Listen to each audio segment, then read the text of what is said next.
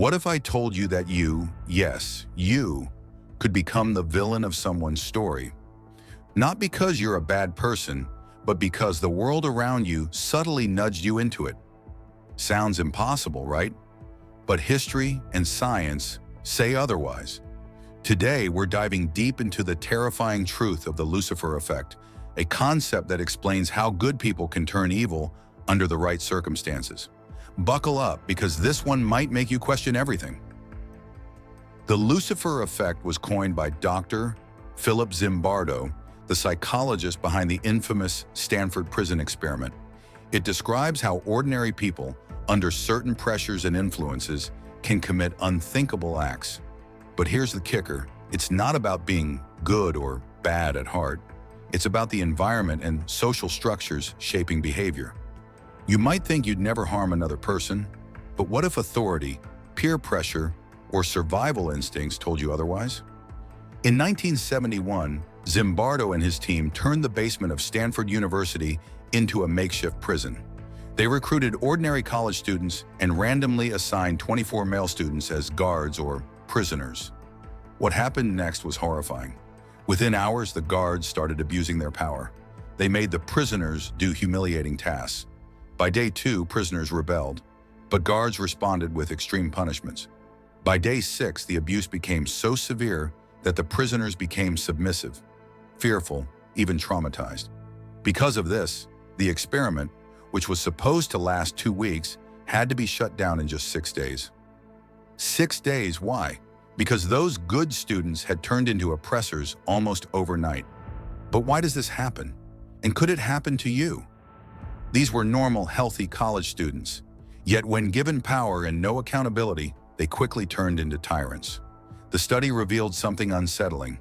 We don't need to be evil to act in evil ways. We just need the wrong circumstances. We like to believe that morality is fixed, that good people are always good and bad people are always bad. But reality isn't that simple.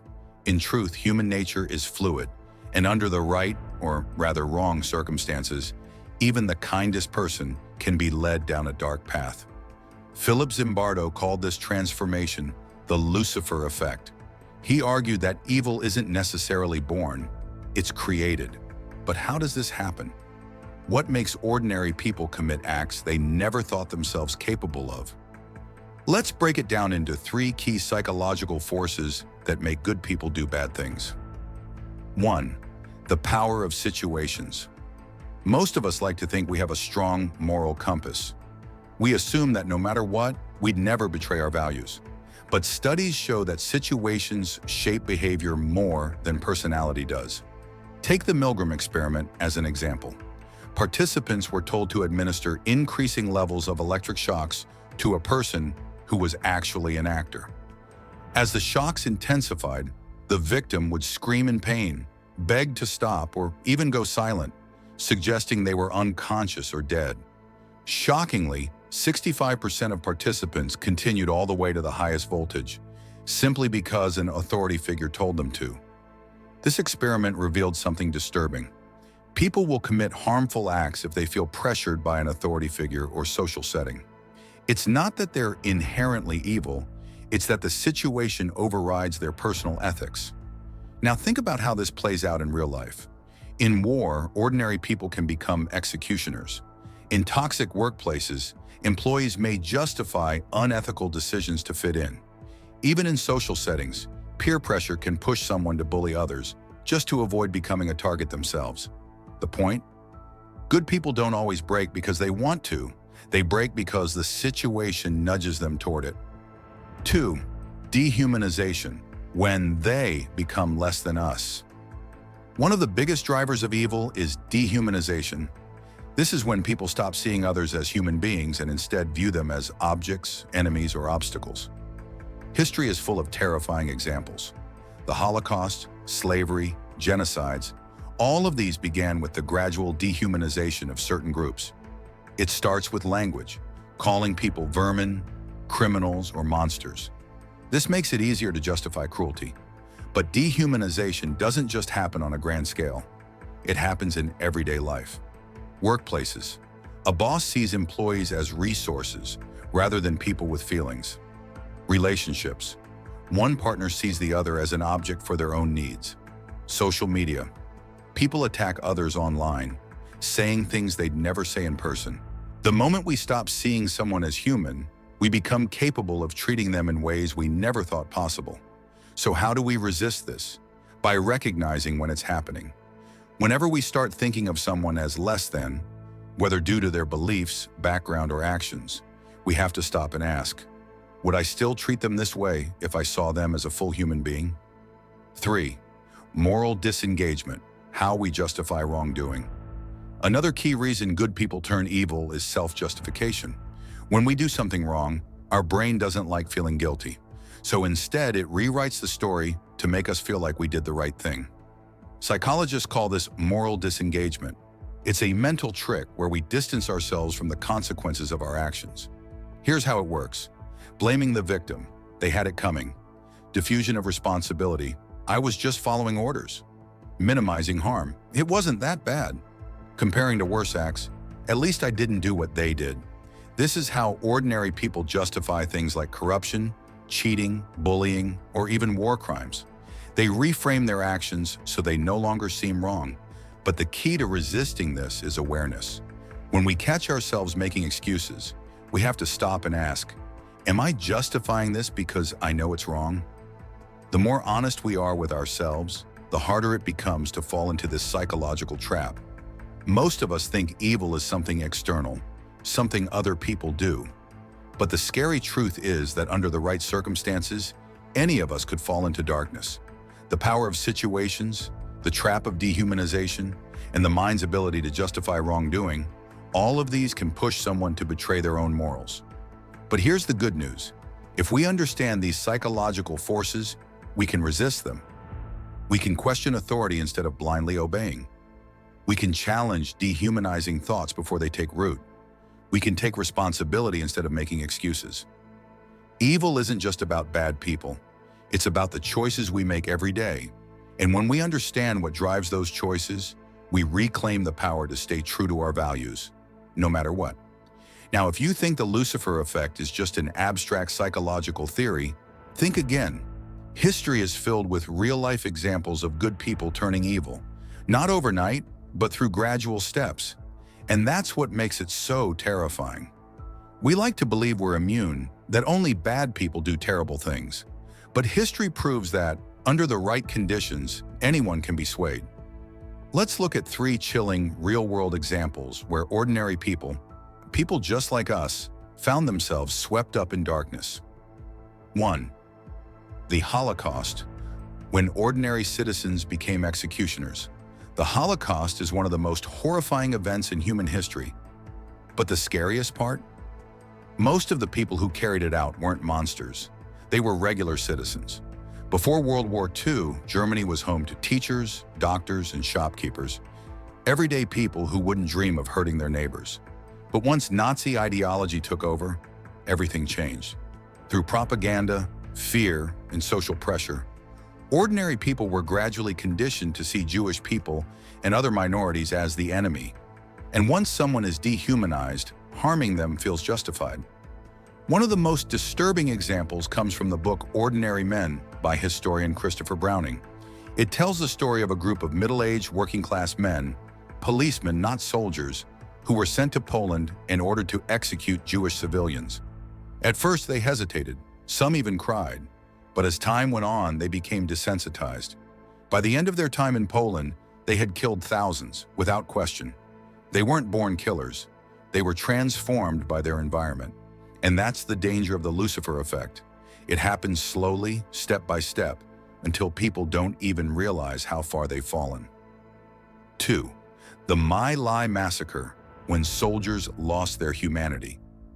War brings out the worst in people, but sometimes the true horror comes not from the battlefield, but from the actions of those who were supposed to protect civilians.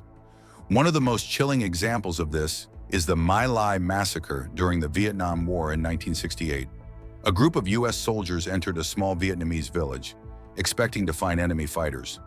Instead, they found unarmed men, women, and children. What happened next was horrifying. Over the next few hours, hundreds of innocent civilians were slaughtered. Some were shot execution style. Women were assaulted. Even children weren't spared. The most terrifying part? Not a single shot was fired at the soldiers. There was no enemy attack, no battle, just cold-blooded murder. And yet, most of the soldiers involved didn't resist.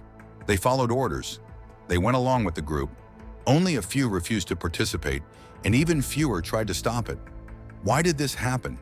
The soldiers were told they were fighting the enemy. They were in a high-stress, violent environment where morality became blurred. The pressure to conform to their unit's actions was overwhelming. Later during the trials, many soldiers defended themselves by saying, "I was just following orders."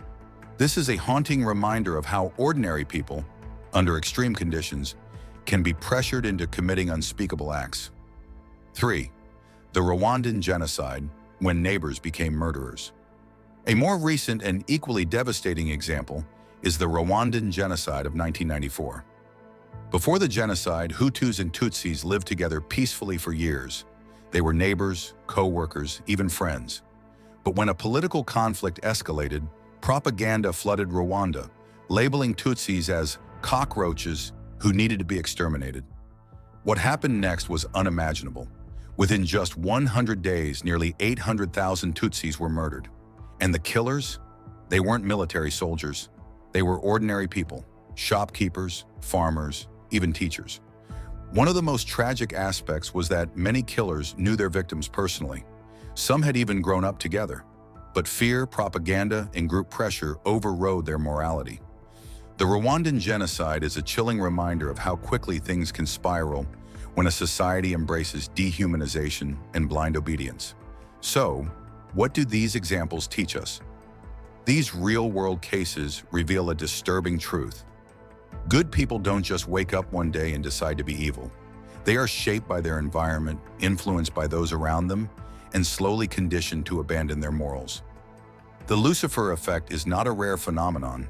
It's a pattern that repeats throughout history, and that means if we want to resist it, we have to be vigilant. Don't assume you're immune. Recognize when fear and propaganda are being used to manipulate you. Question authority instead of blindly following orders. Refuse to dehumanize others no matter the circumstances, because history has shown us time and time again. The moment we stop questioning, the moment we stop thinking for ourselves, that's when the darkness takes over. Now that we've explored how good people turn evil, here's the real question. Can you resist? If the Stanford prison experiment, the Milgram study, and history itself tell us anything, it's that under the right conditions, anyone can break. The good news is that doesn't mean we're powerless.